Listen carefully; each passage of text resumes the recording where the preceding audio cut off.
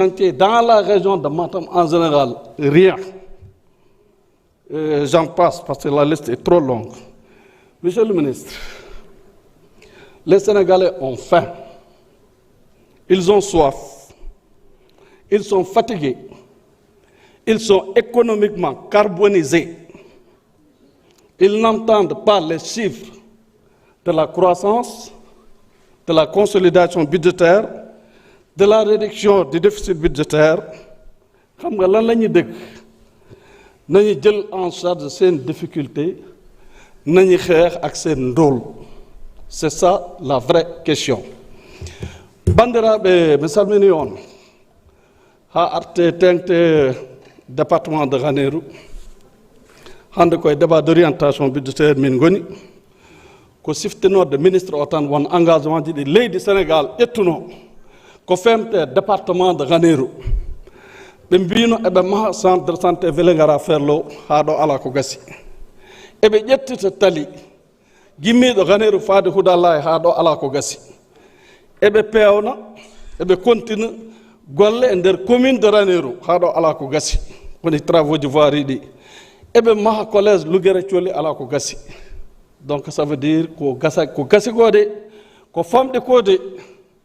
ko gasani ko ɓuri heewde min janini ko fuɗɗi saka ene gasa.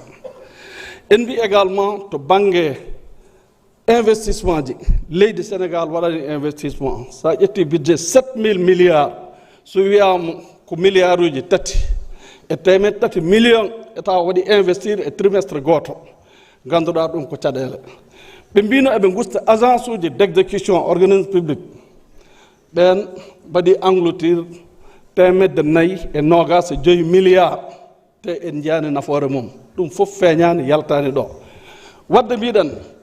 ko ɓe mbino eɓe ƴettita golle e nder région de Matam fof kala travaux ji mum ha ɗo ala hen fof ko fuɗɗa ala hen ko waɗa mbiɗen ko sénégalais ji ɗi ɗom ɗi keyɗi lorima leptima eɓe kaala haala croissance haala consolidation budgétaire haala déficit budgétaire kono sénégalais ji ɗi mbi ko kañumen caɗele ɗe jogii ko ñaamde e yarde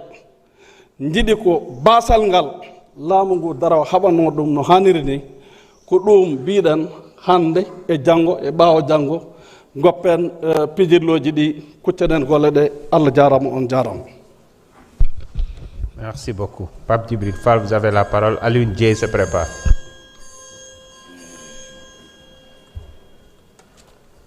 Assalamu alaikum. Merci beaucoup au vrai président de l'Assemblée nationale. Assalamu alaikum, messieurs les ministres, monsieur le ministre des Finances, monsieur le ministre en charge des institutions, chers collaborateurs des ministres, chers collègues.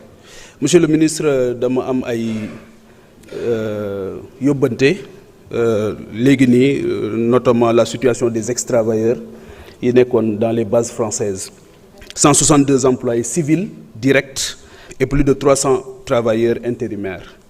Ils étaient en conférence de presse. Xam naa pareeguñ sax depuis 1 an ils courent derrière l'État. Je pense que c'est des engagements que l'État avait pris te dafay am incidence financière. Beneen bi mooy les indemnités des chefs de village. C'était 50 000 francs tous les 2 mois. Bon, ñu coupé ko depuis lors, ils n'ont pas d'explication. Ak rôle bi nga xamante ni ñoo ngi koy jouer dans les villages, je pense que loolu aussi ça mérite une réponse. Beneen bi mooy sur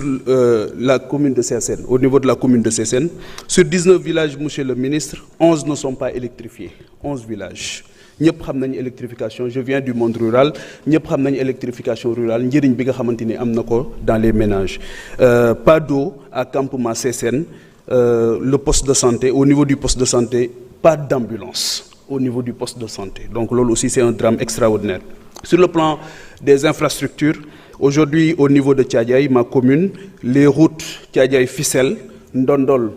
aussi, jusqu'à Ndondol, c'est plus que des routes pour unit di jaar dem ak ñëw, mais c'est aussi des pistes de production yoo xamante ni baax na ñu bàyyi ko xel bu baax. Il y a aussi la route